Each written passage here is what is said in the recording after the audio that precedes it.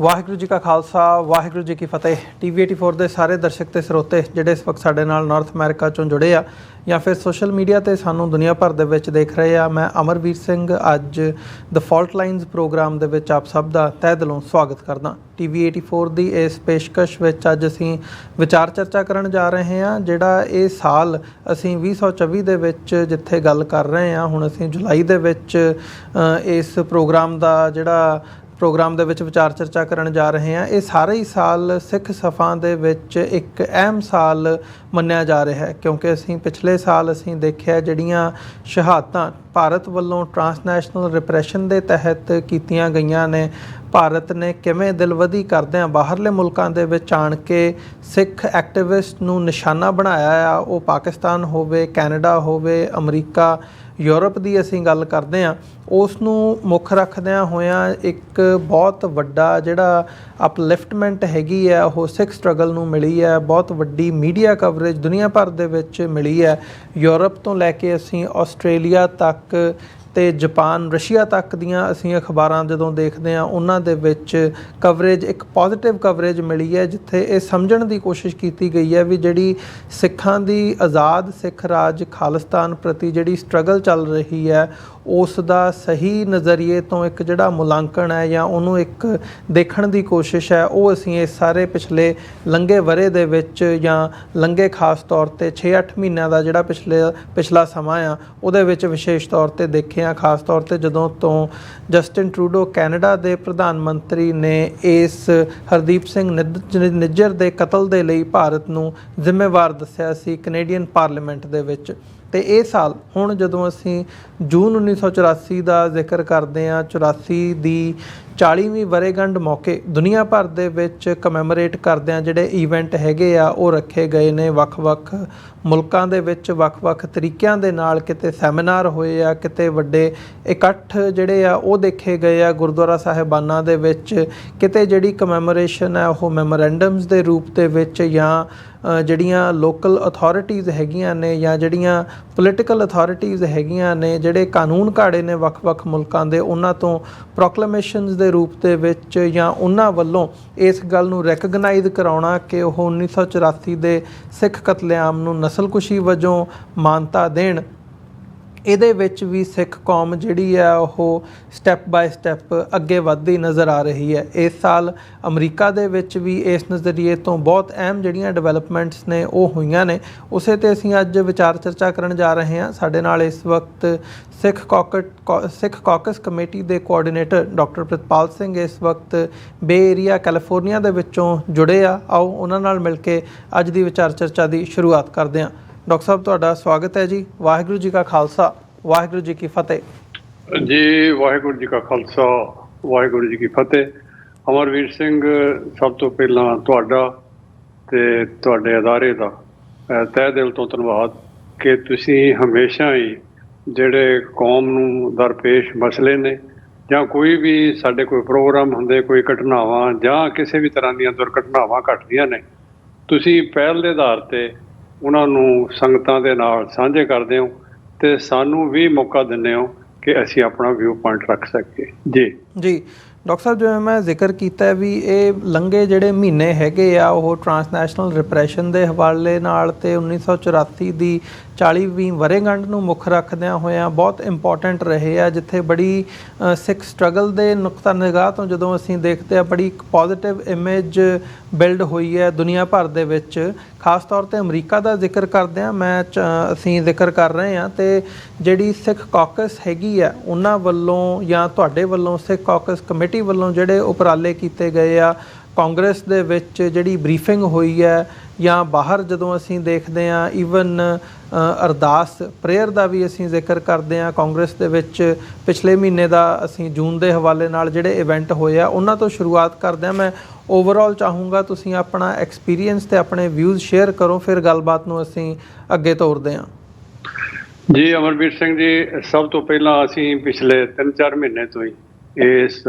ਜੂਨ ਤੋਂ ਪਹਿਲਾਂ 3-4 ਮਹੀਨੇ ਤੋਂ ਇਸ ਗੱਲ ਦੀ ਤਿਆਰੀ ਕਰ ਰਹੇ ਸੀ ਕਿ ਇਸ ਵਰ੍ਹੇ ਜਿਹੜਾ ਦਰਬਾਰ ਸਾਹਿਬ ਦਾ ਸਾਕਾ ਉਹਨੂੰ ਵਾਪਰੇ ਨੂੰ 40 ਸਾਲ ਹੋ ਗਏ ਨੇ ਅਤੇ ਸਾਨੂੰ ਜਿੱਥੇ ਆਪਣੀ ਕਮਿਊਨਿਟੀ ਨੂੰ ਅਤੇ ਜਿਨ੍ਹਾਂ ਕਮਿਊਨਿਟੀ 'ਚ ਅਸੀਂ ਰਹਿੰਦੇ ਹਾਂ ਤੇ ਵਿਸ਼ੇਸ਼ ਤੌਰ ਤੇ ਇੱਥੇ ਕਾਂਗਰਸ ਦੇ ਗਲਿਆਰਿਆਂ ਦੇ ਵਿੱਚ ਅਸੀਂ ਆਪਣੇ ਆਪ ਨੂੰ ਦੱਸ ਸਕੀਏ। ਜਿਵੇਂ ਕਿ ਸੰਗਤਾਂ ਨੂੰ ਪਤਾ ਹੀ ਹੈ ਕਿ ਇੱਥੋਂ ਦੀ ਕਾਂਗਰਸ ਦੇ ਵਿੱਚ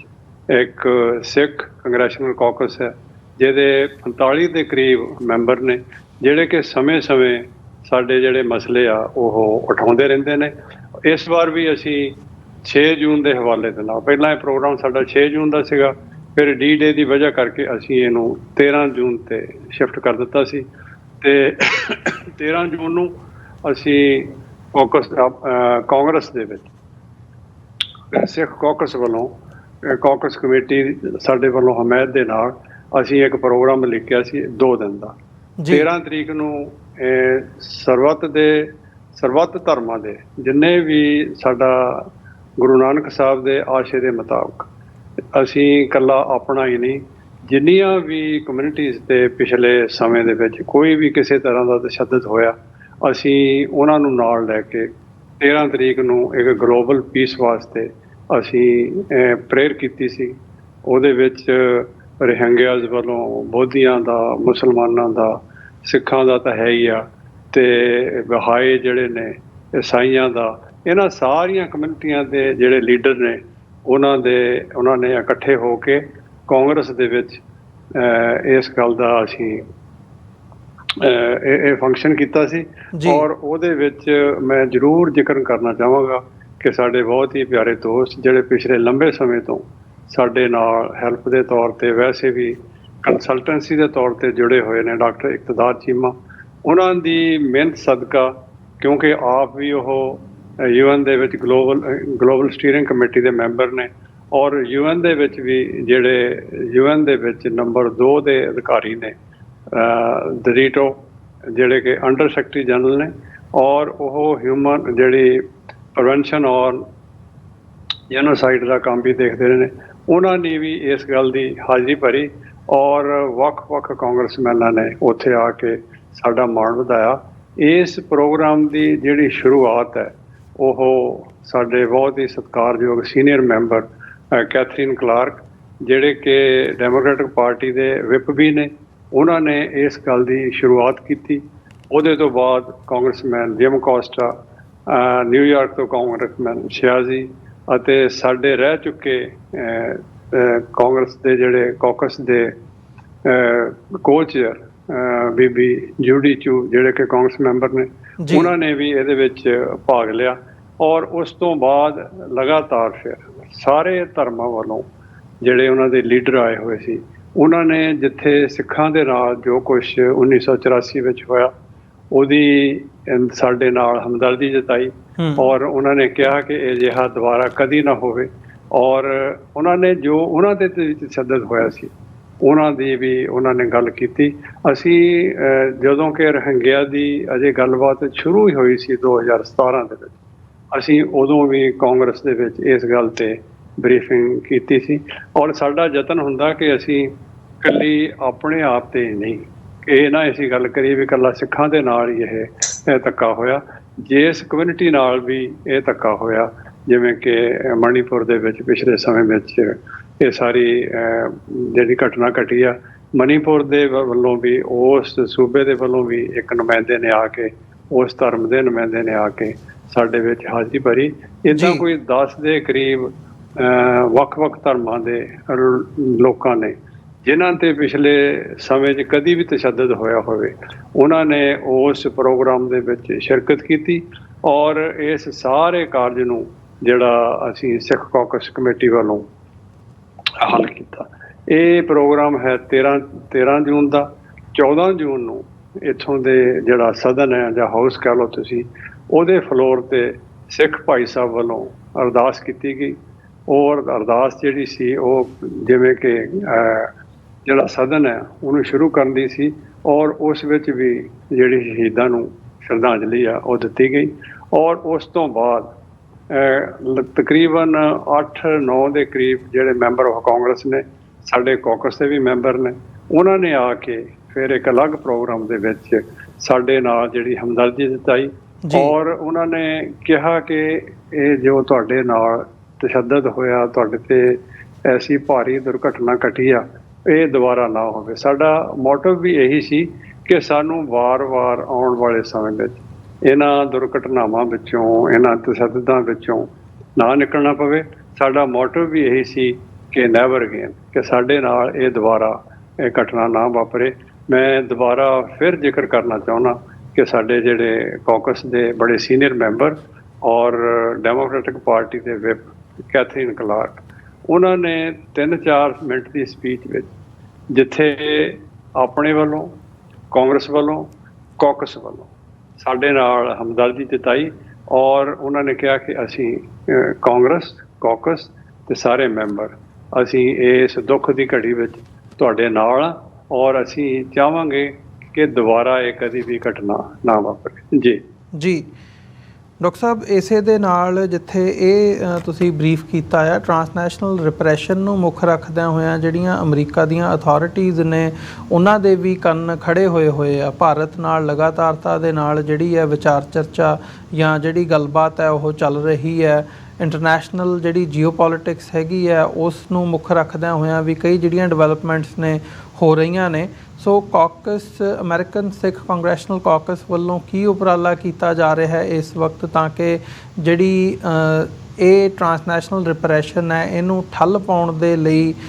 ਕੀ ਯਤਨ ਕੀਤੇ ਜਾ ਰਹੇ ਨੇ? ਅਮਰਵੀਰ, ਤੁਹਾਡਾ ਬੜਾ ਅੱਛਾ ਸਵਾਲ ਹੈ। ਤੁਹਾਨੂੰ ਯਾਦ ਹੋਏਗਾ ਕਿ ਇਸੇ ਸਾਲ ਫਰਵਰੀ ਦੇ ਵਿੱਚ ਅਸੀਂ ਟਰਾਂਸਨੈਸ਼ਨਲ ਰਿਪਰੈਸ਼ਨ 'ਤੇ ਵੀ ਇੱਕ ਬਰੀਫਿੰਗ ਕੀਤੀ ਸੀ, ਜਿਹਦੇ ਵਿੱਚ ਕਾਂਗਰਸ ਦੇ ਮੈਂਬਰ ਆਫ ਦਾ ਕਾਂਗਰਸ ਅਤੇ UN ਦੇ ਜਿਹੜੇ ਅੰਡਰ ਸੈਕਟਰੀ ਜਨਰਲ ਆ ਔਰ ਫਰੀडम ਹਾਊਸ ਵੱਲੋਂ ਇੱਕ ਬੀਬੀ ਨੇ ਆ ਕੇ ਬੋਲਿਆ ਸੀ ਤੇ ਹੋਰ 2-3 ਜਿਹੜੇ ਅਹਿਮ ਬੁਲਾਰੇ ਸੀ ਜਿਵੇਂ ਕਿ ਡਾਕਟਰ ਚੀਮਾ, ਉਹਨਾਂ ਨੇ ਆ ਕੇ ਟਰਾਂਸਨੈਸ਼ਨਲ ਰਿਪਰੈਸ਼ਨ ਬਾਰੇ ਬਰੀਫਿੰਗ ਦਿੱਤੀ ਸੀ ਔਰ ਅਸੀਂ ਕਾਂਗਰਸ ਪਾਸੋਂ ਇਸ ਗੱਲ ਦੀ ਮੰਗ ਕੀਤੀ ਸੀ ਕਿ ਜਿਹੜੇ ਪਿਛਲੇ ਸਮੇਂ ਦੇ ਵਿੱਚ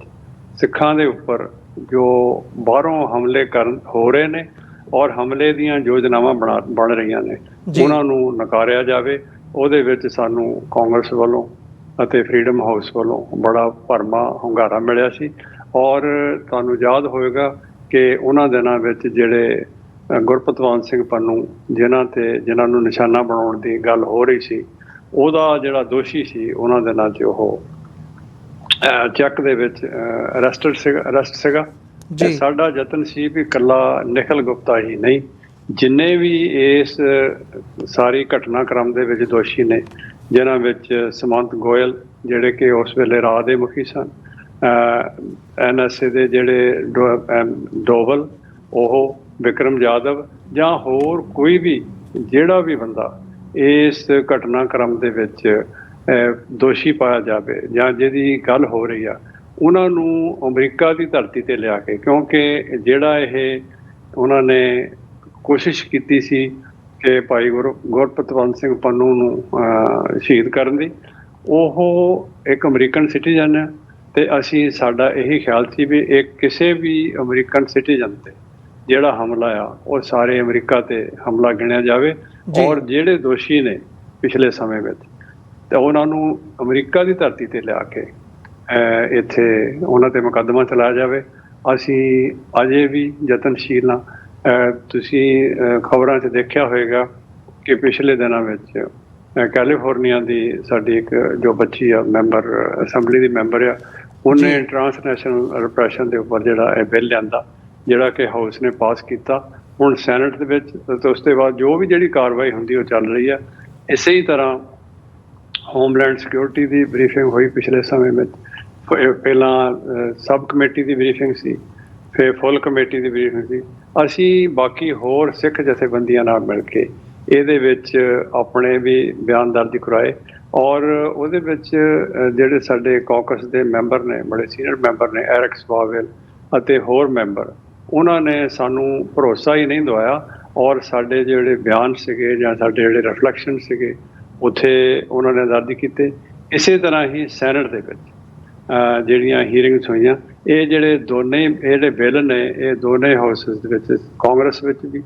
ਤੇ ਸੈਨੇਟ ਵਿੱਚ ਵੀ ਅਜੇ ਉਹਨਾਂ 'ਤੇ ਵਿਚਾਰ ਚਰਚਾ ਹੋ ਰਹੀ ਹੈ। ਸਾਡਾ ਪੂਰਾ ਯਤਨ ਆ ਔਰ ਅਸੀਂ ਇਸ ਗੱਲ 'ਤੇ ਕੋਸ਼ਿਸ਼ ਵੀ ਕਰ ਰਹੇ ਹਾਂ ਕਿ ਇਹ ਜਿਹੜੇ ਬਿੱਲ ਨੇ ਇਹ ਪਾਸ ਹੋ ਕੇ ਇੱਕ ਕਾਨੂੰਨ ਬਣ ਜਾਣ ਤਾਂ ਕਿ ਜਿਹੜੇ ਦੋਸ਼ੀ ਆ ਉਹ ਦੁਨੀਆ ਦੇ ਕਿਸੇ ਵੀ ਹਿੱਸੇ ਵਿੱਚ ਹੋਣ, ਉਹਨਾਂ ਨੂੰ ਅਮਰੀਕਾ ਦੀ ਧਰਤੀ ਤੇ ਲਿਆ ਕੇ ਉਹਨਾਂ ਨੂੰ ਕਾਨੂੰਨ ਦੇ ਮੁਤਾਬਕ ਸਜ਼ਾ ਯਾਫਤਾ ਕੀਤਾ ਜਾ ਸਕੇ, ਤਾਂ ਕਿ ਕਿਸੇ ਵੀ ਹੋਰ ਵਿਅਕਤੀ ਵਿਸ਼ੇਸ਼ ਨੂੰ ਜਾਂ ਕਿਸੇ ਨੂੰ ਵੀ ਟਰਾਂਸਨੈਸ਼ਨਲ ਰਿਪਰੈਸ਼ਨ ਦਾ ਜਿਹੜਾ ਹੈਗਾ ਉਹ ਸਾਹਮਣਾ ਨਾ ਕਰਨਾ ਪਵੇ। ਇਹ ਸਾਡਾ ਅਸੀਂ ਪਿਛਲੇ ਲਗਭਗ 1 ਸਾਲ ਤੋਂ ਲਗਾਤਾਰ ਇਸ ਵਿੱਚ ਯਤਨਸ਼ੀਲ ਹਾਂ। ਔਰ ਬਾਕੀ ਜਿੰਨੀਆਂ ਵੀ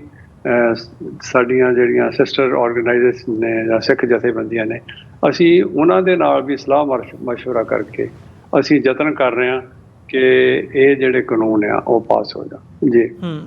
ਤੇ ਡਾਕਟਰ ਸਾਹਿਬ, ਕੀ ਨਜ਼ਰ ਆ ਰਿਹਾ ਜਦੋਂ ਤੁਸੀਂ ਅਮਰੀਕੀ ਕਾਂਗਰਸ ਦੇ ਨਾਲ, ਕਾਂਗਰਸਮੈਨਸ ਦੇ ਨਾਲ ਜਾਂ ਸੈਨੇਟਰਸ ਦੇ ਨਾਲ ਤੁਹਾਡੀ ਗੱਲਬਾਤ ਹੁੰਦੀ ਹੈ ਜਾਂ ਇਹ ਸਾਰੇ ਪੋਲੀਟੀਕਲ ਸਫੀਅਰ ਦੇ ਵਿੱਚ ਵਿਚਰਦੇ ਆ, ਇਸ ਵਕਤ ਅਮਰੀਕਾ ਦੀ ਜਿਹੜੀ ਪੋਲੀਟਿਕਸ ਹੈਗੀ ਹੈ ਉਹ ਭਾਰਤ ਨੂੰ ਕਿਸ ਨਜ਼ਰੀਏ ਨਾਲ ਦੇਖ ਰਹੀ ਹੈ ਤੇ ਆਉਣ ਵਾਲੇ ਸਮੇਂ ਦੇ ਵਿੱਚ ਕੀ ਸੰਭਾਵਨਾਵਾਂ ਨਜ਼ਰ ਆ ਰਹੀਆਂ ਨੇ ਕਿ ਜਿਹੜੇ ਭਾਰਤ ਤੇ ਅਮਰੀਕਾ ਦੇ ਰਿਲੇਸ਼ਨਸ ਨੇ ਉਹ ਕਿਸ ਡਾਇਰੈਕਸ਼ਨ ਵੱਲ ਜਾ ਰਹੇ ਆ? ਦੇਖੋ, ਸਭ ਤੋਂ ਪਹਿਲਾਂ ਜਦੋਂ ਪਿਛਲੇ ਸਾਲ ਭਾਈ ਨਿੱਜਰ ਦੀ ਸ਼ਹੀਦੀ ਹੋਈ ਆ, ਉਹਦੇ ਤੋਂ ਬਾਅਦ ਜਿਸ ਤਰ੍ਹਾਂ ਕੈਨੇਡਾ ਨੇ ਸਟੈਂਡ ਲਿਆ ਤੇ ਜਿਸ ਤਰ੍ਹਾਂ 5 ਵਾਈਜ਼ ਕੰਟਰੀਜ਼ ਨੇ ਇਸ ਗੱਲ ਤੇ ਸਟੈਂਡ ਲਿਆ, ਉਸ ਤੋਂ ਬਾਅਦ ਜਿਹੜੇ ਅਮਰੀਕੀ ਅਧਿਕਾਰੀ ਸੀਗੇ ਲਗਾਤਾਰ ਸੈਕਟਰੀ ਆਫ ਸਟੇਟ, FBI ਦੇ ਡਾਇਰੈਕਟਰ, ਹੋਮਲੈਂਡ ਸਿਕਿਉਰਿਟੀ ਦੇ ਇੰਚਾਰਜ ਔਰ ਹੋਰ ਵੀ ਉਹ ਤੋਂ ਛੋਟੇ ਲੈਵਲ ਦੇ ਅਧਿਕਾਰੀ ਆ, ਪਿਛਲੇ 1 ਸਾਲ ਤੋਂ ਲਗਾਤਾਰ ਜਾ ਕੇ ਸੀਨੀਅਰ ਲੈਵਲ ਤੱਕ ਇਹਨਾਂ ਦੀ ਗੱਲਬਾਤ ਹੋ ਰਹੀ ਆ। ਔਰ ਇੱਕ ਸਮੇਂ ਅਜਿਹਾ ਲੱਗਦਾ ਸੀ ਕਿ ਸ਼ਾਇਦ ਇਹੋ ਜਿਹੜਾ ਮਾਮਲਾ ਆ ਉਹ ਖਟਾਈ ਵਿੱਚ ਪੈ ਜਾਏਗਾ, ਪਰ ਅਸੀਂ ਦੇਖ ਰਹੇ ਹਾਂ। ਦੇਖੋ, 2 ਗੱਲਾਂ ਦਾ ਧਿਆਨ ਰੱਖਣ ਦੀ ਲੋੜ ਹੈ। ਇੱਕ ਤਾਂ ਜੀਓ ਪੋਲੀਟਿਕਸ, ਸਾਨੂੰ ਉਹਦਾ ਧਿਆਨ ਰੱਖਣਾ ਪਊਗਾ ਵੀ ਦੁਨੀਆ ਦੇ ਹਾਲਾਤ ਕਿੱਧਰ ਨੂੰ ਜਾ ਰਹੇ ਜੀ, ਤੇ ਦੂਸਰਾ ਵਪਾਰ ਦੀ ਗੱਲ। ਜਿਹੜਾ ਹਿੰਦੁਸਤਾਨ ਆ ਉਹ ਅਮਰੀਕਾ ਦਾ ਇੱਕ ਬੜਾ ਅੱਛਾ ਟਰੇਡ ਅਲਾਈ ਆ, ਪਰ ਸਾਨੂੰ ਪੂਰਾ ਭਰੋਸਾ ਆ ਔਰ ਸਾਨੂੰ ਯਕੀਨ ਵੀ ਆ ਕਿ ਇੱਥੋਂ ਦੇ ਜਿਹੜੇ ਕਾਨੂੰਨ ਆ ਉਹਦੇ ਮੁਤਾਬਕ ਇਹ ਕਿਸੇ ਵੀ ਦੋਸ਼ੀ ਨੂੰ ਬਖਸ਼ਿਆ ਨਹੀਂ ਜਾਏਗਾ। ਸਾਡਾ ਯਤਨ ਹੈ ਕਿ ਇਹਦੇ ਵਿੱਚ ਕੋਈ ਢਿੱਲ ਕਿਸੇ ਵੀ ਧਿਰ ਤੋਂ ਨਾ ਵਰਤੀ ਜਾਵੇ। ਔਰ ਸਾਨੂੰ ਪੂਰਾ ਯਕੀਨ ਹੈ ਕਿ ਜਿਹੜਾ ਸਦਰਨ ਡਿਸਟ੍ਰਿਕਟ ਹੈਗਾ ਨਿਊਯਾਰਕ ਦਾ, ਉਹ ਇੰਨਾ ਕੁ ਸਟਰੋਂਗ ਆ ਕਿ ਨਾਲ ਦੀ ਨਾਲ ਇਹ ਅਸੀਂ ਇਸ ਗੱਲ 'ਤੇ ਵੀ ਸਾਡਾ ਪੂਰਨ ਵਿਸ਼ਵਾਸ ਹੈ ਕਿ ਇੱਥੋਂ ਦੀ ਜਿਹੜੀ ਜੁਡੀਸ਼ਰੀ ਆ ਉਹਦੇ 'ਤੇ ਕਿਸੇ ਦਾ ਵੀ ਕੋਈ ਅਸਰ ਨਹੀਂ ਹੈ। ਉਹਨਾਂ ਇੰਡੀਪੈਂਡੈਂਟ ਜੁਡੀਸ਼ਰੀ ਆ, ਇੰਡੀਪੈਂਡੈਂਟਲੀ ਉਹ ਕੰਮ ਕਰਦੇ ਨੇ। ਔਰ ਹੁਣ ਤੱਕ ਦੇ ਜੇ ਅਸੀਂ ਘਟਨਾਕ੍ਰਮ ਨੂੰ ਦੇਖੀਏ ਤੇ ਜਿਹੜਾ ਦੋਸ਼ੀ ਆ ਨਿਖਿਲ ਗੁਪਤਾ, ਜਿਹਨੇ ਭਾਈ ਗੁਰਪਤਵੰਤ ਸਿੰਘ ਪੰਨੂ ਨੂੰ ਸ਼ਹੀਦ ਕਰਨ ਦੀ ਕੋਸ਼ਿਸ਼ ਕੀਤੀ, ਸਾਰਾ ਜਿਹੜਾ ਵਰਤਾਂਤ ਆ ਪਿਛਲੇ ਸਮੇਂ 'ਚ ਸਾਹਮਣੇ ਆ ਚੁੱਕਿਆ। ਉਹਨੂੰ ਇੱਥੇ ਲਿਆਂਦਾ ਵੀ ਜਾ ਚੁੱਕਿਆ, ਉਹਦੀਆਂ 2 ਪੇਸ਼ੀਆਂ ਵੀ ਹੋ ਚੁੱਕੀਆਂ। ਸਾਨੂੰ ਪੂਰਾ ਯਕੀਨ ਹੈ, ਅਸੀਂ ਇੱਥੋਂ ਦੀ ਜੁਡੀਸ਼ਰੀ ਦੇ ਵਿੱਚ ਅਸੀਂ ਪੂਰਾ ਯਕੀਨ ਰੱਖਦੇ ਹਾਂ ਕਿ ਸਾਨੂੰ ਇਹ ਜਿਹੜਾ ਘਟਨਾਕ੍ਰਮ ਆ ਉਹਦੇ 'ਤੇ ਨਿਆਂ ਮਿਲੇਗਾ। ਨਾਲ ਦੀ ਨਾਲ ਜਿਸ ਤਰ੍ਹਾਂ ਮੈਂ ਪਹਿਲਾਂ ਵੀ ਕਿਹਾ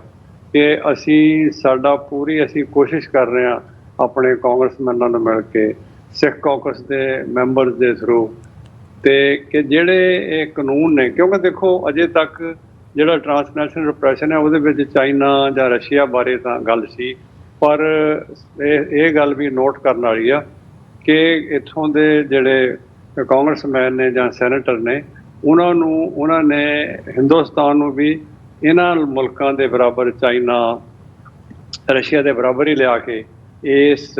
ਘੇਰੇ ਵਿੱਚ ਖੜਾ ਕਰ ਦਿੱਤਾ ਕਿ ਇਹ ਵੀ ਟਰਾਂਸਨੈਸ਼ਨਲ ਰਿਪਰੈਸ਼ਨ ਕਰ ਰਹੇ ਨੇ। ਸੋ ਹੁਣ ਤੱਕ ਦੀਆਂ ਘਟਨਾਵਾਂ ਤੋਂ ਜਾਂ ਵਿਚਾਰ ਚਰਚਾਵਾਂ ਤੋਂ ਤਾਂ ਇਹੀ ਲੱਗਦਾ ਕਿ ਇਹ ਗੱਲ ਜਿਹੜੇ ਦੋਸ਼ੀ ਆ ਉਹ ਬਚਣਗੇ ਨਹੀਂ। ਤੇ ਅਸੀਂ ਯਤਨ ਵੀ ਕਰ ਰਹੇ ਹਾਂ ਕਿ ਇੱਕ ਤਾਂ ਇਹਨਾਂ ਨੂੰ ਕਾਨੂੰਨ ਦੇ ਮੁਤਾਬਕ ਇਹਨਾਂ ਨੂੰ ਵੱਧ ਤੋਂ ਵੱਧ ਸਜ਼ਾ ਮਿਲੇ, ਤੇ ਦੂਸਰਾ ਕਿ ਇੱਥੋਂ ਦੇ ਜਿਹੜੇ ਕਾਨੂੰਨ ਆ ਉਹ ਨਵੇਂ ਬਣ ਜਾਣ ਤਾਂ ਜੋ ਕਾਨੂੰਨ ਦੇ ਮੁਤਾਬਕ ਇਹਨਾਂ ਜਿਹੜੇ ਦੋਸ਼ੀ ਆ ਉਹਨਾਂ ਨੂੰ ਨਜਿੱਠਿਆ ਜਾ ਸਕੇ ਜੀ। ਤੇ ਆਉਣ ਵਾਲੇ ਸਮੇਂ ਦੇ ਵਿੱਚ ਵੀ ਇਹ ਉਮੀਦ ਕੀਤੀ ਜਾ ਸਕਦੀ ਹੈ ਕਿ ਜਿਹੜਾ ਇਹ ਉਭਾਰ ਹੈ, ਜਿਹੜੀ ਇੱਕ ਇਮੇਜ ਹੈ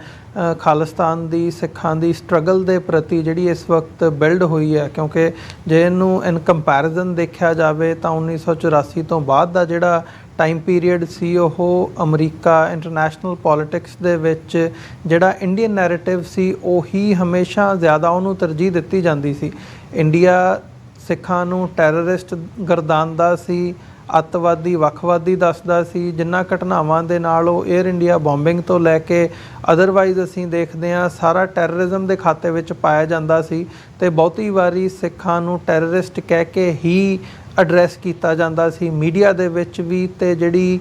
ਲੌਬਿੰਗ ਹੈਗੀ ਹੈ ਉਹ ਸੈਨੇਟਰਸ ਕਾਂਗਰਸਮੈਨਸ ਤੋਂ ਲੈ ਕੇ ਵੱਖ-ਵੱਖ ਮੁਲਕਾਂ ਦੇ ਵਿੱਚ ਅਸੀਂ ਦੇਖਦੇ ਹਾਂ ਉਸੇ ਨਜ਼ਰੀਏ ਤੋਂ ਦੇਖਿਆ ਜਾਂਦਾ ਸੀ। ਪਰ ਜਿਹੜਾ ਇਹ ਬੀਤਾ ਲੰਘਾ ਸਾਲ ਲੰਘਿਆ ਆ ਇਹਦੇ ਵਿੱਚ ਇਹ ਜਿਹੜੀ ਇੱਕ ਵੱਡੀ ਤਬਦੀਲੀ ਹੋਈ ਹੈ ਵੀ ਸਿੱਖ ਐਕਟਿਵਿਜ਼ਮ ਦੇ ਤੌਰ 'ਤੇ ਦੇਖਿਆ ਜਾ ਰਿਹਾ ਹੈ। ਖਾਲਿਸਤਾਨ ਦੀ ਸਟਰਗਲ ਨੂੰ ਟੈਰਰਿਜ਼ਮ ਦੇ ਨਾਲ ਇਕੁਏਟ ਨਹੀਂ ਕੀਤਾ ਜਾ ਰਿਹਾ ਅਤੇ ਸਿੱਖਾਂ ਨੂੰ ਕਾਰਕੁਨਾਂ ਨੂੰ ਸਿੱਖ ਐਕਟਿਵਿਸਟ ਦੇ ਤੌਰ ਦੇ ਉੱਤੇ ਹੀ ਜਿਹੜਾ ਆ ਉਸ ਨਜ਼ਰੀਏ ਤੋਂ ਦੇਖਣ ਦੀ ਕੋਸ਼ਿਸ਼ ਹੋ ਰਹੀ ਹੈ ਜਾਂ ਉਸ ਤਰੀਕੇ ਦੇ ਨਾਲ ਪੋਰਟਰੇ ਕੀਤਾ ਜਾ ਰਿਹਾ ਆ ਮੀਡੀਆ ਦੇ ਵਿੱਚ। ਸੋ ਜਿਹੜੀ ਇਹ ਇੱਕ ਵੱਡੀ ਸ਼ਿਫਟ ਹੋਈ ਹੈ ਇਹਨੂੰ ਤੁਸੀਂ ਕਿਵੇਂ ਦੇਖ ਰਹੇ ਹੋ ਅਤੇ ਆਉਣ ਵਾਲੇ ਸਮੇਂ ਦੇ ਵਿੱਚ ਜਾਂ ਸਿੱਖ ਕੌਮ ਦੇ ਲਈ ਇਹਦੇ ਮਾਇਨੇ ਕੀ ਨੇ ਅੱਜ ਦੀ ਡੇਟ ਦੇ ਵਿੱਚ?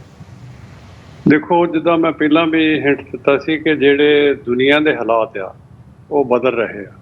ਔਰ ਖ਼ਾਸ ਕਰਕੇ ਸਾਊਥ ਏਸ਼ੀਆ ਦੇ ਵਿੱਚ ਜਿਹੜੀ ਪੋਲੀਟੀਕਲ ਸਿਚੁਏਸ਼ਨ ਆ ਉਹ ਕਾਫੀ ਸਾਜ਼ਗਾਰ ਹੈ। ਸੋ ਦੇਖੋ, ਕਿਸੇ ਵੀ ਮੁਲਕ ਨੇ ਜਿਹਨਾਂ ਮੁਲਕਾਂ 'ਚ ਅਸੀਂ ਰਹਿੰਦੇ ਹਾਂ ਇਹ ਸਿੱਧੇ ਤੌਰ 'ਤੇ ਤਾਂ ਕਦੀ ਸਾਨੂੰ ਇਸ ਗੱਲ ਲਈ ਇੱਕਦਮ ਹੁਲਾਰਾ ਨਹੀਂ ਦੇਣਗੇ ਕਿ ਸਾਡਾ ਇੱਕ ਵੱਖਰੇ ਮੁਲਕ ਦੀ ਜਿਹੜੀ ਸਾਡੀ ਮੰਗ ਆ ਉਹਨੂੰ ਕਿਸ ਤਰ੍ਹਾਂ ਅੱਗੇ ਲਿਜਾਇਆ ਜਾਵੇ। ਪਰ ਜਿਸ ਤਰ੍ਹਾਂ ਤੁਸੀਂ ਪਹਿਲਾਂ ਹੀ ਕਿਹਾ ਕਿ ਹਿੰਦੁਸਤਾਨ ਦੀ ਸਰਕਾਰ ਵੱਲੋਂ ਉੱਥੇ ਦੀ ਏਜੰਸੀਆਂ ਵੱਲੋਂ ਲੌਬਿੰਗ ਕਰਕੇ ਜਾਂ ਝੂਠਾ ਪ੍ਰਚਾਰ ਕਰਕੇ ਸਾਡੇ ਸਿਰ 'ਤੇ ਜਿਹੜੇ ਇਲਜ਼ਾਮ ਲਾਏ ਜਾਂਦੇ ਸਨ ਉਹਨਾਂ ਦੇ ਨਾਲ ਹੁਣ ਜਿਹੜਾ ਹਿੰਦੁਸਤਾਨ ਆ ਉਹ ਖੁਦ ਟੈਰੋਰਿਜ਼ਮ ਦੇ ਘੇਰੇ ਵਿੱਚ ਆ ਕੇ ਖੜਾ ਹੋ ਗਿਆ, ਕਿਉਂਕਿ ਜਿਹੜੀ ਉਹਨਾਂ ਨੇ ਇੱਥੇ ਆ ਕੇ ਕਾਰਵਾਈ ਕਰਨ ਦੀ ਕੋਸ਼ਿਸ਼ ਕੀਤੀ ਆ ਜੇ ਕੈਨੇਡਾ ਦੇ ਵਿੱਚ ਜਿਹੜਾ ਭਾਈ ਨਿੱਜਰ ਨੂੰ ਸ਼ਹੀਦ ਕੀਤਾ ਔਰ ਅਮਰੀਕਾ ਦੇ ਵਿੱਚ ਭਾਈ ਪੰਨੂ ਸਮੇਤ ਜੇ ਹੋਰ ਵੀ ਜਿਹੜੇ ਕੁਝ ਐਕਟਿਵਿਸਟ ਹੈਗੇ ਆ ਜਿਨ੍ਹਾਂ ਬਾਰੇ FBI ਨੇ ਉਹਨਾਂ ਨੂੰ ਆ ਕੇ ਡਿਊਟੀ ਟੂ ਵਾਰਨ ਦੇ ਵਿੱਚ ਵਾਰਨ ਵੀ ਕੀਤਾ ਔਰ ਪਿਛਲੇ ਸਮੇਂ ਵਿੱਚ ਵਾਸ਼ਿੰਗਟਨ ਪੋਸਟ, CNN ਅਤੇ ਇੰਟਰਸੈਪਟ ਅਤੇ ਜਿਹੜੀਆਂ ਗਲੋਬ ਐਂਡ ਮੇਲ ਉਹਨਾਂ ਵੱਲੋਂ ਅਤੇ ਫਿਰ ਗਾਰਡੀਅਨ ਵੱਲੋਂ ਜਿਸ ਤਰ੍ਹਾਂ ਦੇ ਬੜੇ ਲੰਬੇ ਖੋਜ ਭਰਪੂਰ ਉਹਨਾਂ ਨੇ ਖਬਰਾਂ ਕੱਢ ਕੇ ਹਿੰਦੁਸਤਾਨ ਦੀ ਸਰਕਾਰ ਨੂੰ ਇਸ 'ਤੇ ਪੂਰੀ ਤਰ੍ਹਾਂ ਪੇਂਟ ਕੀਤਾ ਕਿ ਜਿਹੜੇ ਹਿੰਦੁਸਤਾਨ ਵੀ ਇੱਕ ਟੈਰੋਰਿਸਟ ਸਟੇਟ ਹੈ। ਉਹਦਾ ਚਾਹੇ ਟੈਰੋਰਿਜ਼ਮ ਦਾ ਲਫ਼ਜ਼ ਨਹੀਂ ਬੋਲਿਆ ਪਰ ਉਹਦੇ ਮਤਲਬ ਇਹੀ ਨਿਕਲਦੇ ਨੇ। ਸੋ ਇਸ ਵੇਲੇ ਅਸੀਂ ਜਿੱਥੇ ਇਹ ਸਾਨੂੰ ਇਹ ਟੈਰੋਰਿਸਟ ਕਹਿੰਦੇ ਸੀ ਉੱਥੇ ਖੁਦ ਉਸ ਘੇਰੇ ਵਿੱਚ ਆ ਕੇ ਖੜੇ ਹੋ ਗਏ ਨੇ। ਔਰ ਦੇਖੋ, ਜਿੱਥੇ ਤੱਕ ਖਾਲਿਸਤਾਨ ਦੀ ਸਟਰਗਲ ਦਾ ਤਲਕ ਹੈ UN ਦੇ ਚਾਰਟਰ ਮੁਤਾਬਕ ਕੋਈ ਵੀ ਕਮਿਊਨਿਟੀ ਕੋਈ ਵੀ ਕੌਮ ਪੀਸਫੁਲ ਰਹਿੰਦਿਆਂ ਆਪਣੇ ਅਲੱਗ ਮੁਲਕ ਵਾਸਤੇ ਕੰਮ ਕਰ ਸਕਦੀ ਆ ਔਰ ਅਸੀਂ ਉਹਦੇ ਵਾਸਤੇ ਯਤਨਸ਼ੀਲ ਹਾਂ। ਸਾਨੂੰ ਆਸ ਹੈ ਕਿ ਅਸੀਂ ਜਿਹੜੇ ਦੁਨੀਆ ਦੇ ਘੇਰੇ ਦੇ ਵਿੱਚ ਰਹਿੰਦਿਆਂ ਹੋਇਆਂ ਇੱਥੋਂ ਦੇ ਕਾਨੂੰਨ ਦੀ ਪਾਲਣਾ ਕਰਦਿਆਂ ਹੋਇਆਂ ਪੀਸਫੁਲ ਤਰੀਕੇ ਦੇ ਨਾਲ ਅਸੀਂ ਇਹਦੀ ਮੰਗ ਆ ਉਹ ਮੰਗ ਸਕਦੇ ਹਾਂ ਔਰ ਇਸ ਨੂੰ ਪੂਰਾ ਕਰਨ ਲਈ ਯਤਨ ਕਰ ਸਕਦੇ। ਜੀ ਡਾਕਟਰ ਸਾਹਿਬ, ਮੈਂ ਥੋੜ੍ਹਾ ਜਿਹਾ ਹੁਣ ਦੂਜੇ ਪਾਸੇ ਵੱਲ ਨੂੰ ਆਵਾਂ। ਜਦੋਂ ਅਸੀਂ ਸਟਰਗਲਸ ਦੇ ਹਿਸਾਬ ਨਾਲ ਦੇਖਦੇ ਹਾਂ ਅਤੇ ਇਹ ਓਬਵੀਅਸ ਗੱਲ ਹੁੰਦੀ ਹੈ ਕਿ ਜਿਹੜੀ ਤੁਹਾਡੀ ਵਿਰੋਧੀ ਧਿਰ ਹੁੰਦੀ ਹੈ ਉਹਨੇ ਤੁਹਾਨੂੰ ਕ੍ਰਿਟੀਸਾਈਜ਼ ਵੀ ਕਰਨਾ, ਭੰਡਣਾ ਵੀ ਹੈ, ਮਿਸਇਨਫੋਰਮੇਸ਼ਨ ਡਿਸਇਨਫੋਰਮੇਸ਼ਨ ਵੀ ਜਿਹੜੀ ਹੈ ਤੁਹਾਡੇ ਪ੍ਰਤੀ ਫੈਲਾਉਣੀ ਆ। ਪਰ ਨਾਲ ਹੀ ਨਾਲ ਅਸੀਂ ਵਿਦਨ ਕਮਿਊਨਿਟੀ ਵੀ ਦੇਖਦੇ ਹਾਂ ਜਿਹੜੀਆਂ ਆਪਸੀ ਰੰਜਿਸ਼ਾਂ ਹੁੰਦੀਆਂ ਨੇ ਜਾਂ ਆਪਸੀ ਮਤਭੇਦ ਹੁੰਦੇ ਨੇ ਉਹ ਕਿਸ ਕਿਸਮ ਨਾਲ ਉਭਾਰੇ ਜਾਂਦੇ ਨੇ। ਸੋ ਜੇ ਸਿੱਖ ਕਾਕਸ ਕਮੇਟੀ ਨਾਲ ਇਹਨੂੰ ਜੋੜ ਕੇ ਦੇਖਣਾ ਹੋਵੇ ਅਤੇ ਪਿਛਲੇ ਲੰਬੇ ਸਮੇਂ ਤੋਂ ਜਦੋਂ ਤੋਂ ਤੁਸੀਂ ਕੰਮ ਕਰਦੇ ਆ ਰਹੇ ਹੋ ਤੁਹਾਡੀ ਵਿਰੋਧਤਾ ਜਾਂ ਕਾਕਸ ਦੀ ਜਿਹੜੀ ਵਿਰੋਧਤਾ ਹੈਗੀ ਹੈ ਉਹ ਉਸ ਲੈਵਲ 'ਤੇ ਨਜ਼ਰ ਆਉਂਦੀ ਹੈ। ਸੋ ਇਹ ਇੱਕ ਕਮਿਊਨਿਟੀ ਦੇ ਵਿੱਚ ਕਨਫਿਊਜ਼ਨ ਵੀ ਕ੍ਰੀਏਟ ਕਰਦੀ ਹੈ ਅਤੇ ਨਾਲ ਹੀ ਨਾਲ ਇੱਕ ਵੱਖਰੀ ਕਿਸਮ ਦੀ ਜਿਹੜੀ ਡਿਬੇਟ ਹੈ ਉਹ ਵੀ ਖੜੀ ਹੋ ਜਾਂਦੀ ਹੈ ਜਿਹਦੇ 'ਚ ਆਪਸੀ ਦੂਸ਼ਣਬਾਜ਼ੀ ਅਤੇ ਉਸ ਕਿਸਮ ਦੀ ਜਿਹੜੀ ਲਾਈਨ ਹੈ ਉਹ ਸ਼ੁਰੂ ਹੁੰਦੀ ਹੈ। ਸੋ ਮੈਂ ਥੋੜ੍ਹਾ ਜਿਹਾ ਤੁਹਾਡੇ ਕੋਲੋਂ ਉਹ ਵੀ ਜਾਣਨਾ ਚਾਹੂੰਗਾ ਵੀ ਤੁਹਾਡਾ ਉਹਦੇ 'ਤੇ ਕੀ ਪਰਸਪੈਕਟਿਵ ਹੈ ਜਾਂ ਕੀ ਜਵਾਬ ਹੈ ਜਦੋਂ ਕਾਕਸ ਕਮੇਟੀ ਜਾਂ ਖਾਸ ਤੌਰ 'ਤੇ ਤੁਹਾਨੂੰ ਉਹ ਕਰਦਿਆਂ ਇਸ ਕਿਸਮ ਦੇ ਸਵਾਲ ਕੀਤੇ ਜਾਂਦੇ ਨੇ ਵੀ ਭਾਈ ਇਹਨਾਂ ਨੇ 1984 ਦੀ ਗੱਲ ਨਹੀਂ ਕੀਤੀ ਹੈਗੀ, ਜਾਂ ਇੰਡੀਆ ਨੂੰ ਇਹਨਾਂ ਨੇ ਇੱਕ ਕਿਸਮ ਦਾ ਫ੍ਰੀ ਹੈਂਡ ਦਿੱਤਾ ਆ ਜਦੋਂ ਤੋਂ ਸਿੱਖ ਕਾਕਸ ਕਮੇਟੀ ਹੋਂਦ ਦੇ ਵਿੱਚ ਆਈ ਹੈ, ਇਸ ਕਿਸਮ ਦੇ ਸਵਾਲਾਂ ਨੂੰ ਤੁਸੀਂ ਕਿਵੇਂ ਐਡਰੈਸ ਕਰਦੇ ਹੋ? ਅਮਰਵੀਰ, ਤੁਹਾਡਾ ਬਹੁਤ ਅੱਛਾ ਸਵਾਲ ਹੈ। ਸਵਾਲ ਇਹ ਛੋਟਾ ਨਹੀਂ ਹੈਗਾ, ਇਹ ਇੱਕ ਬੜੀ ਵੱਡੀ ਇਹਦੇ ਮਗਰ ਬੈਕਗਰਾਉਂਡ ਹੈ। ਸੋ ਮੈਂ ਕੋਸ਼ਿਸ਼ ਕਰਾਂਗਾ ਤੁਹਾਡੀ ਗੱਲ ਦਾ ਆਪਣੇ ਖੇਤਰ ਦੇ ਵਿੱਚ ਰਹਿ ਕੇ ਇਹਦਾ ਮੈਂ ਜਵਾਬ ਦੇਵਾਂਗਾ। ਦੇਖੋ ਅਮਰਵੀਰ, ਤੁਸੀਂ ਪਿਛਲੇ ਲੰਮੇ ਸਮੇਂ ਤੋਂ ਸਾਨੂੰ ਕਵਰ ਵੀ ਕਰਦੇ ਆ ਰਹੇ ਹੋ TV 84 ਵੱਲੋਂ, ਔਰ ਤੁਹਾਨੂੰ ਸਾਰੀ ਗੱਲ ਦੀ ਜਾਣਕਾਰੀ ਹੈ। ਦਰਅਸਲ ਜਦੋਂ ਹੀ ਕਾਕਸ 2013 'ਚ ਬਣਿਆ ਸੀ, ਉਦੋਂ ਦੋ ਧਿਰਾਂ ਖੁੱਲ੍ਹ ਕੇ ਸਾਹਮਣੇ ਆ ਕੇ ਇਹਦਾ ਵਿਰੋਧ ਕਰਨ ਲੱਗੀਆਂ ਸੀ। ਇੱਕ ਧਿਰ ਤਾਂ ਹਿੰਦੁਸਤਾਨ ਦੀ ਧਿਰ ਸੀ, ਜਿਹਦੇ ਬਾਰੇ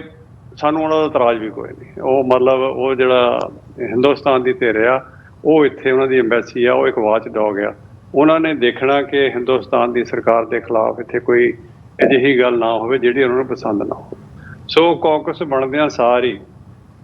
ਹਿੰਦੁਸਤਾਨ ਦੀ ਜਿਹੜੀ ਉਸ ਵੇਲੇ ਦੇ ਇੱਥੇ ਐਂਬੈਸਡਰ ਸੀਗੇ, ਨਿਰੂਪਮਾ ਰਾਏ ਇੱਦਾਂ ਦਾ ਕੋਈ ਨਾਂ ਸੀ ਉਹਨਾਂ ਦਾ, ਉਹਨਾਂ ਨੇ ਬੜੇ ਵੱਡੇ ਲੈਵਲ 'ਤੇ ਇਸ ਗੱਲ ਦਾ ਕਾਂਗਰਸ ਮੈਂਬਰ ਆਫ ਦਾ ਕਾਂਗਰਸ ਨੂੰ ਮਿਲ ਕੇ, ਜਿਹੜੇ ਸਾਡੇ ਕਾਕਸ ਦੇ ਮੈਂਬਰ ਸੀ ਉਹਨਾਂ ਨੂੰ ਮਿਲ ਕੇ, ਉਹਨਾਂ ਨੇ ਪੂਰੇ ਯਤਨ ਕੀਤਾ ਕਿ ਇਹ ਕਾਕਸ ਬਣੇ ਨਾ, ਜੇ ਬਣੇ ਤਾਂ ਇਹ ਚੱਲੇ ਨਾ। ਔਰ ਤੁਸੀਂ ਉਸ ਦਿਨ ਉਦਣ ਕਵਰ ਕਰ ਰਹੇ ਸੀ ਸਾਡੀ 13 ਜੂਨ ਇਸ ਸਾਲ ਦੀ ਮੀਟਿੰਗ ਨੂੰ। ਉਹਦੇ ਵਿੱਚ ਜੂਡੀ ਚੂ, ਜਿਹੜੇ ਕਿ ਸਾਡੇ ਪਹਿਲੇ ਕੋ-ਚੇਅਰ ਸੀ, ਉਹਨਾਂ ਨੇ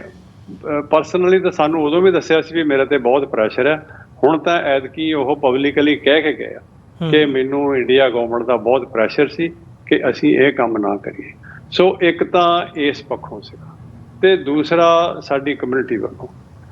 ਦੂਜਾ ਕਮਿਊਨਿਟੀ ਵੱਲੋਂ ਮੈਂ ਇਸ ਨਾਂ ਲੈਣ ਤੋਂ ਵੀ ਗਰੇਜ ਨਹੀਂ ਕਰੂੰਗਾ ਕਿ ਸਾਡੇ ਇੱਕ ਬੜੇ ਪੁਰਾਣੇ ਲੰਬੇ ਸਮੇਂ ਤੋਂ ਚੱਲੇ ਆ ਰਹੇ ਦੋਸਤ ਭਾਈ ਭਜਨ ਸਿੰਘ ਪਿੰਡਰ, ਉਹਨਾਂ ਨੇ ਪੂਰੇ ਜ਼ੋਰ ਸ਼ੋਰ ਨਾਲ ਪਿਛਲੇ ਜਦੋਂ ਦਾ ਕਾਕਸ ਬਣਿਆ, ਉਹ ਪੂਰੇ ਯਤਨਸ਼ੀਲ ਨੇ, ਹਰ ਹੀਲੇ ਉਹ ਕੋਸ਼ਿਸ਼ ਕਰ ਰਹੇ ਨੇ ਕਿ ਕਾਕਸ ਨੂੰ ਭੰਡਿਆ ਜਾਵੇ। ਇਹਦੇ ਜਿਹੜੇ ਮੈਂਬਰ ਨੇ ਉਹਨਾਂ 'ਤੇ ਊਲ ਜਲੂਲ ਇਲਜ਼ਾਮ ਲਾਏ ਜਾਣ, ਅਤੇ ਜਿਹੜੇ ਕਾਕਸ ਨੂੰ ਚਲਾ ਰਹੇ ਨੇ ਉਹਨਾਂ 'ਤੇ ਅਤੇ ਉਹਨਾਂ ਦੇ ਪਰਿਵਾਰ 'ਤੇ ਅਜਿਹੇ ਇਲਜ਼ਾਮ ਲਾਏ ਜਾਣ ਤਾਂ ਕਿ ਇਹ ਇੱਕ ਤਾਂ ਪਬਲਿਕਲੀ ਡਿਸਕ੍ਰੈਡਿਟ ਹੋ ਜਾਣ,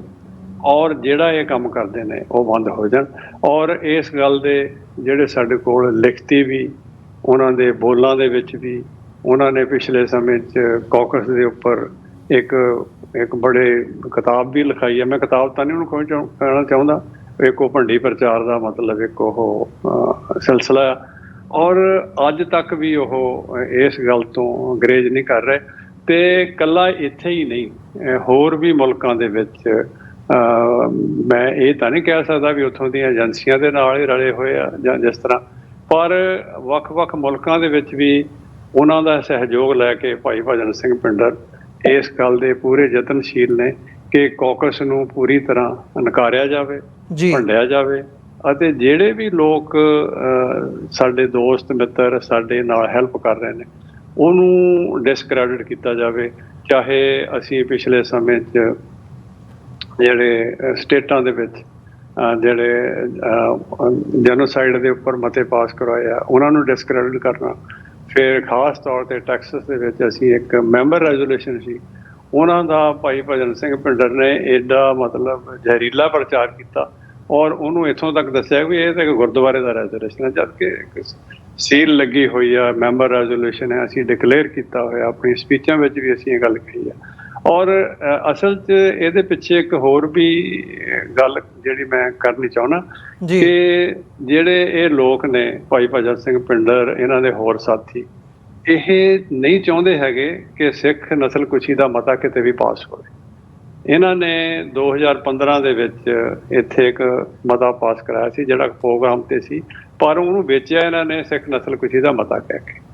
ਅਤੇ ਜਦੋਂ ਸਾਡੀ ਬੱਚੀ ਜਸਮੀਤ ਕੌਰ ਬੈਂਸ, ਜਿਹੜੇ ਕਿ ਅੱਜ ਕੱਲ੍ਹ ਅਸੈਂਬਲੀ ਦੇ ਮੈਂਬਰ ਨੇ, ਉਹਨਾਂ ਨੇ ਇਹ ਸਿੱਖ ਨਸਲਕੁਸ਼ੀ 'ਤੇ ਮਤਾ ਪਾਸ ਕਰਵਾਇਆ, ਅਤੇ ਫਿਰ ਖੈਰ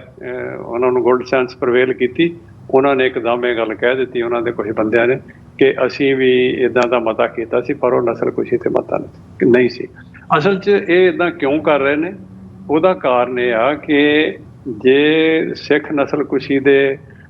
ਵੱਖ-ਵੱਖ ਸਟੇਟਾਂ ਮਤੇ ਪਾਸ ਕਰਦੀਆਂ ਨੇ ਜਿਹਦੇ ਵਿੱਚ ਕਿ ਅਸੀਂ ਯਤਨਸ਼ੀਲ ਹਾਂ, ਔਰ ਫਿਰ ਕਾਂਗਰਸ ਦੇ ਵਿੱਚ ਅਗਰ ਇਹ ਜਿਹੜਾ ਮਤਾ ਲਿਆ ਕੇ ਆਪਾਂ ਪਾਸ ਕਰਾ ਦਿੰਦੇ ਹਾਂ ਤੇ ਉਹਦੇ ਨਾਲ ਹਿੰਦੁਸਤਾਨ ਦੀ ਸਰਕਾਰ ਨੂੰ ਅੰਤਰਰਾਸ਼ਟਰੀ ਤੌਰ ਤੇ ਕਾਨੂੰਨੀ ਕਟਹਿਰੇ ਵਿੱਚ ਖੜਾ ਕਰਨ ਦਾ ਇੱਕ ਰਾਹ ਖੁੱਲ੍ਹੇਗਾ। ਸਾਨੂੰ ਅਜੇ ਅਸੀਂ ਯਤਨ ਕਰ ਰਹੇ ਹਾਂ, ਪਰ ਸਾਨੂੰ ਇਹ ਪਤਾ ਨਹੀਂ ਕਿ ਕਾਂਗਰਸ ਦੇ ਵਿੱਚ ਇਹਨੂੰ ਕਿੰਨਾ ਸਮਾਂ ਲੱਗੇਗਾ। ਸਾਡਾ ਯਤਨ ਹੋਏਗਾ ਕਿ ਇਸ ਨੂੰ ਜਲਦੀ ਕੀਤਾ ਜਾਵੇ, ਪਰ ਹਰ ਪਾਸੇ ਤੋਂ ਪੁਸ਼ਬੈਕਸ ਆ ਰਹੇ ਨੇ। ਮੈਂ ਫਿਰ ਆਪਣੀ ਉਸੇ ਗੱਲ ਤੇ ਆਵਾਂ ਕਿ ਪਿਛਲੇ ਦਿਨਾਂ 'ਚ ਭਾਈ ਭਜਨ ਸਿੰਘ ਭਿੰਡਰ ਤੇ ਇਹਨਾਂ ਦੇ ਕੁਝ ਹੋਰ ਲੋਕਾਂ ਨੇ ਮਿਲ ਕੇ ਸਿੱਖ ਕਾਕਸ ਕਮੇਟੀ ਦੇ ਨਾਂ ਤੇ ਇੱਕ ਝੂਠੀ ID ਬਣਾ ਕੇ, ਫੇਕ ID ਬਣਾ ਕੇ, ਉਹਦੇ ਵਿੱਚ ਇਹਨਾਂ ਦੀ ਭਜਨ ਸਿੰਘ ਭਿੰਡਰ ਦੀ ਆਪਣੀ ਇੱਕ ਇਹਨਾਂ ਦੀ ਵੀਡੀਓ ਆ ਜਿਹੜੀ ਕਿ ਉਹਨਾਂ ਨੇ ਪਾਈ ਆ, ਭਾਵੇਂ ਕਿ ਇਹਨੂੰ ਬਾਅਦ 'ਚ ਇਹਨਾਂ ਨੇ ਡਿਨਾਈ ਕੀਤਾ। ਉਹਦੇ ਵਿੱਚ ਤੇ ਔਰ ਜਿਹੜਾ ਇਹਨਾਂ ਦਾ ਇੱਕ ਹੋਰ ਜਿਹੜਾ ਇਹਨਾਂ ਦਾ ਮੁਲਾਜ਼ਮ ਰਿਹਾ ਪਿਛਲੇ ਸਮੇਂ 'ਚ, ਅੱਜ ਕੱਲ੍ਹ ਹੈ ਕਿ ਨਹੀਂ ਹੈ ਪਤਾ ਨਹੀਂ, ਪੀਟਰ ਫੈਟਿਕ, ਜਿਹੜਾ ਕਿ ਕਲੇਮ ਕੀਤਾ ਜਾਂਦਾ ਉਹਦੇ ਵੱਲੋਂ ਕਿ ਮੈਂ ਕਿਤਾਬ ਵੀ ਲਿਖੀ ਆ, ਉਹਨੇ ਵੀ ਪਿਛਲੇ ਦਿਨਾਂ 'ਚ 3-4 ਉਹੀ ਕਿਤਾਬ ਵੱਲੋਂ ਜੋ ਕਿਤਾਬ ਦੇ ਵਿੱਚ ਪਿਛਲੇ ਸਮੇਂ ਵਿੱਚ ਗੱਲਾਂ ਦਰਜ ਸੀ ਉਹੀ ਉਹਨਾਂ ਨੇ ਹੁਣ ਬੋਲ ਕੇ ਕਹੀਆਂ। ਉਹਦਾ ਮਕਸਦ ਇਹੀ ਸੀ ਕਿ ਸਿੱਖ ਕਾਕਸ ਨੇ ਕਦੀ 1984 ਦੀ ਗੱਲ ਨਹੀਂ ਕੀਤੀ, ਸਿੱਖ ਨਸਲਕੁਸ਼ੀ ਦੀ ਗੱਲ ਨਹੀਂ ਕੀਤੀ, ਤੇ ਉਹਨਾਂ ਨੇ ਇਹ ਗੱਲ ਲਿਖ ਕੇ ਦਿੱਤੀ ਹੋਈ। ਮੈਂ ਸੰਗਤਾਂ ਦੀ ਜਾਣਕਾਰੀ ਲਈ ਦੱਸਣਾ ਚਾਹੁੰਦਾ ਕਿ ਸਾਡੀ ਜਿਹੜੀ ਮਿਸ਼ਨ ਸਟੇਟਮੈਂਟ ਹੈ ਕਾਕਸ, ਉਹ ਇੱਕ ਲਾਈਨ ਦੀ ਸਟੇਟਮੈਂਟ ਆ ਜਿਹਦੇ ਵਿੱਚ ਇਹ ਕਿਹਾ ਹੋਇਆ ਕਿ ਸਿੱਖ ਇਸ਼ੂਜ਼ ਤੇ ਕੰਮ ਕਰੇਗੀ। ਕਿਸੇ ਕਾਂਗਰਸਮੈਨ ਨੇ ਕੋਈ ਬਿਆਨ ਦਿੱਤਾ ਹੋਵੇ, ਉਹ ਡਜ਼ਨਟ ਮੀਨ ਐਨੀਥਿੰਗ, ਪਰ ਸਾਡਾ ਮਿਸ਼ਨ ਕੀ ਆ ਉਹ ਬੜਾ ਕਲੀਅਰ ਹੈ। ਔਰ ਤੁਸੀਂ ਪਿਛਲੇ ਸਾਰੇ ਸਮੇਂ ਦੀ ਗੱਲ ਛੱਡ ਦਿਓ, ਤੁਸੀਂ ਇਸ ਸਾਲ ਫਰਵਰੀ ਦੇ ਵਿੱਚ ਟਰਾਂਸਨੈਸ਼ਨਲ ਰਿਪਰੈਸ਼ਨ ਦੀ ਗੱਲ ਦੇਖ ਲਓ, 2015 ਵਿੱਚ, 2017 ਵਿੱਚ ਅਸੀਂ ਸਿੱਖ ਨਸਲਕੁਸ਼ੀ ਦੇ ਮਤੇ ਤੇ ਕਾਂਗਰਸ ਵਿੱਚ ਬਰੀਫਿੰਗ ਕਰਵਾਈ ਆ। ਇਕੱਲੀ ਆਪਣੇ ਤੇ ਨਹੀਂ, ਜੇ ਹੋਰ ਲੋਕਾਂ ਤੇ ਵੀ ਕੋਈ ਤਸ਼ੱਦਦ ਹੋਇਆ ਉਹਦੀ ਵੀ ਗੱਲ ਹੋਈ ਆ। ਔਰ ਖ਼ਾਸ ਤੌਰ ਤੇ ਇਸ ਵਾਰੀ ਜੂਨ 2024 ਵਿੱਚ 1984 ਦੇ ਹਵਾਲੇ ਨਾਲ ਜਿਹੜਾ ਅਸੀਂ 40 ਸਾਲਾ ਜਿਹੜਾ ਦਿਨ ਹੈ ਉਦੋਂ ਮਨਾਇਆ। ਔਰ ਸਾਡੇ ਜਿਹੜੇ ਕੈਥਰੀਨ ਕਲਾਰਕ, ਜਿਹੜੇ ਸਾਡੇ ਕਾਕਸ ਦੇ ਸੀਨੀਅਰ ਮੈਂਬਰ ਨੇ, ਉਹਨਾਂ ਦੀ ਸਪੀਚ ਤਾਂ 2-3 ਮਿੰਟ ਦੀ ਆ, ਉਹ ਸੁਣਨ ਵਾਲੀ ਆ। ਆਈ ਥਿੰਕ ਉਹ ਮੈਂ ਸਖਤ ਸ਼ਬਦ ਨਾ ਵਰਤਾਂ, ਇਹਨਾਂ ਲੋਕਾਂ ਨੂੰ ਵੀ ਇਹ ਸਪੀਚ ਸੁਣ ਕੇ ਉਹਦੇ ਮਤਲਬ ਕੱਢਣੇ ਚਾਹੀਦੇ ਕਿ ਇਹਦੇ ਮਤਲਬ ਕੀ ਆ। ਪਰ ਮੈਂ ਇੱਥੇ ਅਸਲ 'ਚ ਮੈਂ ਇਹ ਕਹਿਣੋਂ ਵੀ ਗਰੇਜ ਨਹੀਂ ਕਰਨਾ ਚਾਹੁੰਦਾ ਕਿ ਇਹ ਵੀ ਜੋ ਕੁਛ ਭਾਈ ਭਜਨ ਸਿੰਘ ਭਿੰਡਰ ਕਰ ਰਹੇ ਨੇ, ਇਹ ਟਰਾਂਸਨੈਸ਼ਨਲ ਰਿਪਰੈਸ਼ਨ ਦਾ ਹੀ ਇੱਕ ਰੂਪ ਹੈ, ਕਿਉਂਕਿ ਪਹਿਲਾਂ ਲੋਕਾਂ ਨੂੰ ਇਹਦੇ ਬਾਰੇ ਬਹੁਤਾ ਪਤਾ ਨਹੀਂ ਸੀ। ਇਹ ਪਿਛਲੇ 10 ਸਾਲ ਤੋਂ ਜਿਹੜਾ ਸਾਨੂੰ ਡਿਸਕ੍ਰੈਡਿਟ ਕਰਕੇ ਮੇਰਾ ਅਤੇ ਮੇਰੇ ਪਰਿਵਾਰ ਦੇ ਉੱਪਰ ਤਰ੍ਹਾਂ ਦੇ ਇਲਜ਼ਾਮ ਨੇ। ਇੱਥੋਂ ਤੱਕ ਅਮਰਵੀਰ, ਸਾਡੀ ਜਿਹੜੀ ਐਕਸਟੈਂਡਡ ਫੈਮਿਲੀ ਇੰਡੀਆ 'ਚ ਆ, ਉਹਨਾਂ ਦੇ ਉੱਪਰ ਵੀ ਇਹਨਾਂ ਨੇ ਇਸ ਤਰ੍ਹਾਂ ਦੇ ਇਲਜ਼ਾਮ, ਬੜੇ ਭੈੜੇ ਤਰ੍ਹਾਂ ਦੇ ਇਲਜ਼ਾਮ ਲਾਏ ਆ। ਔਰ ਜਿਹੜੀ ਕਿ ਇਹਨਾਂ ਵਾਸਤੇ ਬੜੀ ਸ਼ਰਮਨਾਕ ਗੱਲ ਆ, ਮੈਂ ਸਮਝਦਾ। ਤੇ ਅਸਲ 'ਚ ਇਹ ਇੱਦਾਂ ਕਿਉਂ ਕਰ ਰਹੇ ਨੇ? ਤੁਹਾਨੂੰ ਯਾਦ ਹੋਏਗਾ ਕਿ ਜਦੋਂ ਪਿਛਲੇ ਸਮੇਂ ਦੇ ਵਿੱਚ ਭਾਈ ਰਪਦਮਨ ਸਿੰਘ ਮਲਿਕ ਦਾ ਕਤਲ ਹੋਇਆ, ਉਹਨੂੰ ਵੀ ਸਿੱਖਾਂ ਦੀ ਆਪਸੀ ਲੜਾਈ ਦਾ ਨਾਂ ਦਿੱਤਾ ਗਿਆ। ਔਰ ਜਦੋਂ ਭਾਈ ਨਿੱਜਰ ਦੀ ਸ਼ਹੀਦੀ ਹੋਈ ਆ, ਉਹਨੂੰ ਵੀ ਇਸ ਤਰ੍ਹਾਂ ਪੇਸ਼ ਕਰਨ ਦੀ ਕੋਸ਼ਿਸ਼ ਕੀਤੀ ਗਈ ਸੀ ਕਿ ਇਹ ਸਿੱਖਾਂ ਦੀ ਆਪਸੀ ਲੜਾਈ ਜਾਂ ਭਾਈ ਜਿਹੜੇ ਮਲਿਕ ਆ ਉਹਨਾਂ ਵੱਲੋਂ, ਉਹਨਾਂ ਦੇ ਗਰੁੱਪ ਵੱਲੋਂ ਕੀਤਾ ਹੋਇਆ ਇੱਕ ਕਦਮ ਹੋ ਸਕਦਾ। ਮੈਂ ਇਹ ਗੱਲ ਤਾਂ ਸੁਣਾਈ ਆ ਕਿ ਸਾਡੇ ਦੇ ਉੱਪਰ ਵੀ ਜਿਹੜੇ ਇਲਜ਼ਾਮ ਨੇ ਭਾਈ ਭਜਨ ਸਿੰਘ ਭਿੰਡਰ ਵੱਲੋਂ, ਇਸ ਤਰੀਕੇ ਨਾਲ ਇਲਜ਼ਾਮ ਤਰਾਸ਼ੀ ਕੀਤੀ ਜਾ ਰਹੀ ਆ ਕਿ ਸਾਨੂੰ ਇੱਕ ਤਾਂ ਡਿਸਕ੍ਰੈਡਿਟ ਕੀਤਾ ਜਾਵੇ, ਔਰ ਕਮਿਊਨਿਟੀ ਦੇ ਵਿੱਚ ਜਾਂ ਜਿਹੜੀ ਵਾਈਡਰ ਕਮਿਊਨਿਟੀ ਆ ਬਾਕੀ ਮੁਲਕਾਂ ਦੇ ਵਿੱਚ ਵੀ, ਉੱਥੇ ਇਸ ਤਰ੍ਹਾਂ ਦੇ ਦੋਸ਼ ਲਾ ਕੇ ਸਾਨੂੰ ਭੰਡਿਆ ਜਾਵੇ ਔਰ ਸਾਨੂੰ ਇਹ ਪੇਸ਼ ਕੀਤਾ ਜਾਵੇ, ਇਸ ਤਰ੍ਹਾਂ ਦੱਸਿਆ ਜਾਵੇ ਕਿ ਅਸੀਂ ਹਿੰਦੁਸਤਾਨ ਦੀ ਸਰਕਾਰ ਦੇ ਨਾਲ ਰਲ ਕੇ ਸਿੱਖਾਂ ਦਾ ਨੁਕਸਾਨ ਕਰਾਂ। ਇਹਨਾਂ ਦੀ ਕਿਤਾਬ ਦੇ ਵਿੱਚ ਬੜੀ ਗੱਲ ਵਾਜ਼ਿਹ ਹੈ। ਜੋ ਹੁਣ ਪਿਛਲੇ ਦਿਨਾਂ 'ਚ ਪੀਟਰ ਵੱਲੋਂ ਜਾਂ ਭਜਨ ਸਿੰਘ ਭਿੰਡਰ ਵੱਲੋਂ ਜੋ ਵੀ ਗੱਲਾਂ ਕੀਤੀਆਂ ਗਈਆਂ, ਉਹ ਇਸ ਗੱਲ ਤੋਂ ਬੜੀ ਵਾਜ਼ਿਹ ਆ ਕਿ ਅਸੀਂ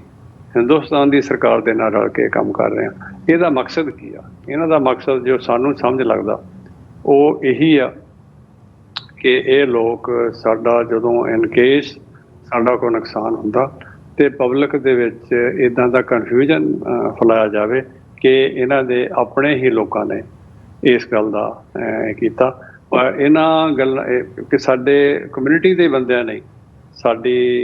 ਗੱਲ ਨੂੰ ਦੇਖਦੇ ਹੋਏ, ਕਿਉਂਕਿ ਅਸੀਂ ਹਿੰਦੁਸਤਾਨ ਦੀ ਸਰਕਾਰ ਨਾਲ ਰਲੇ ਹੋਏ ਹਾਂ, ਅਗਰ ਸਾਡਾ ਕੋਈ ਨੁਕਸਾਨ ਹੁੰਦਾ ਤੇ ਇਹਨੂੰ ਇੰਟਰਾ ਕਮਿਊਨਿਟੀ ਦੇ ਤੌਰ ਤੇ ਇਹ ਪੇਸ਼ ਕੀਤਾ ਜਾਊਗਾ। ਤੇ ਇਹ ਸਾਰੇ ਘਟਨਾਕ੍ਰਮ ਨੂੰ ਦੇਖਦੇ ਹੋਏ ਪਿਛਲੇ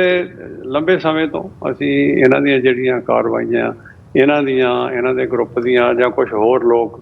ਸੱਜੇ ਖੱਬੇ ਗੱਲ ਕੋਈ ਹਿੰਦੁਸਤਾਨ 'ਚ ਵੀ ਕੁਝ ਲੋਕ ਇਹਨਾਂ ਦੇ ਹੈਗੇ ਨੇ ਜੀ ਜਿਹੜੇ ਕਿ ਇਸ ਕਾਰਜ ਵਿੱਚ ਇਹਨਾਂ ਦੇ ਸਾਥ ਦੇ ਰਹੇ ਨੇ,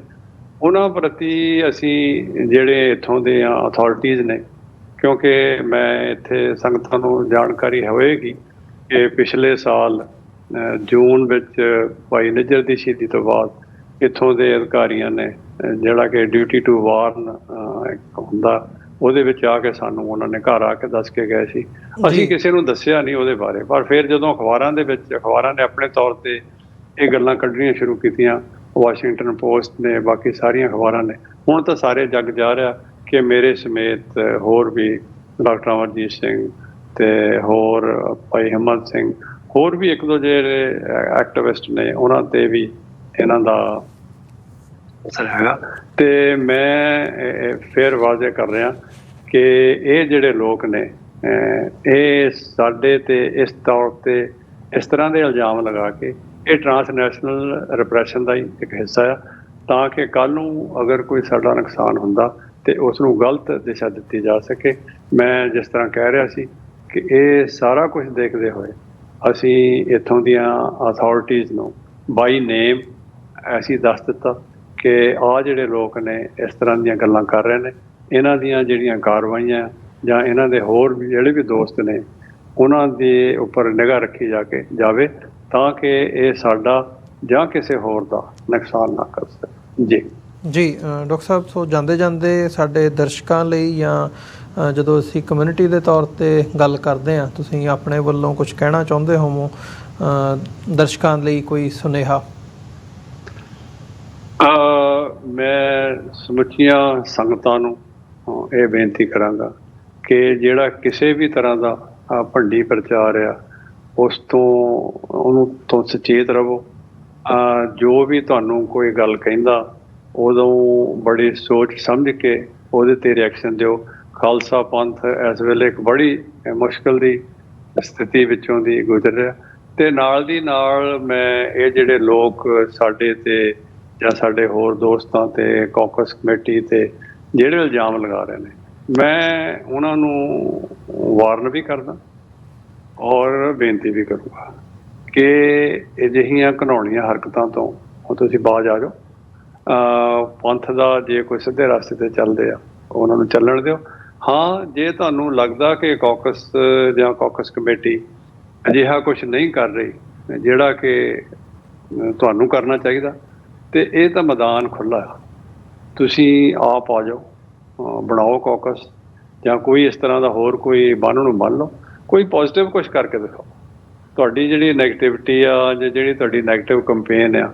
ਉਹ ਬਹੁਤੀ ਦੇਰ ਹੁਣ ਚੱਲਣ ਵਾਲੀ ਨਹੀਂ, ਔਰ ਅਸੀਂ ਇਹਦਾ ਸਖਤ ਨੋਟਿਸ ਲਵਾਂਗੇ। ਜੀ ਡਾਕਟਰ ਸਾਹਿਬ, ਬਹੁਤ ਬਹੁਤ ਧੰਨਵਾਦ, ਤੁਸੀਂ ਸਮਾਂ ਕੱਢਿਆ ਤੇ ਵਿਚਾਰਾਂ ਦੀ ਸਾਂਝ ਪਾਈ ਹੈ ਸਾਡੇ ਨਾਲ। ਉਮੀਦ ਕਰਦੇ ਹਾਂ ਅੱਜ ਦੀ ਇਹ ਡਿਸਕਸ਼ਨ ਸਾਡੇ ਦਰਸ਼ਕਾਂ ਨੂੰ ਵੀ ਪਸੰਦ ਆਈ ਹੋਵੇਗੀ ਤੇ ਇਨਫੋਰਮੇਸ਼ਨ ਦੇ ਵਿੱਚ ਵਾਧਾ ਕਰੇਗੀ। TV84 ਦੇ ਦਰਸ਼ਕ ਜਿਹੜੇ ਇਸ ਵਕਤ ਸਾਡੇ ਨਾਲ ਜੁੜੇ ਹੋਏ ਆ ਨਾਰਥ ਅਮਰੀਕਾ ਦੇ ਵਿੱਚੋਂ ਜਾਂ ਸੋਸ਼ਲ ਮੀਡੀਆ ਤੇ ਸਾਨੂੰ ਦੁਨੀਆ ਭਰ ਦੇ ਵਿੱਚ ਦੇਖ ਰਹੇ ਆ, ਉਹ ਸਾਡੇ ਤੱਕ ਪਹੁੰਚ ਕਰ ਸਕਦੇ ਆ। ਆਪਣੀ ਫੀਡਬੈਕ ਸਾਨੂੰ ਸੋਸ਼ਲ ਮੀਡੀਆ ਰਾਹੀਂ ਵੀ ਭੇਜ ਸਕਦੇ ਆ ਤੇ ਸਾਡੇ ਤੱਕ ਡਾਇਰੈਕਟਲੀ ਵੀ ਪਹੁੰਚ ਕਰ ਸਕਦੇ ਆ। ਸੋ ਇਹਨਾਂ ਹੀ ਸ਼ਬਦਾਂ ਦੇ ਨਾਲ ਡਾਕਟਰ ਸਾਹਿਬ ਫਤਿਹ ਦੀ ਸਾਂਝ ਪਾਈਏ। ਅੰਤ ਦੇ ਵਿੱਚ ਵਾਹਿਗੁਰੂ ਜੀ ਕਾ ਖਾਲਸਾ, ਵਾਹਿਗੁਰੂ ਜੀ ਕੀ ਫਤਿਹ ਜੀ।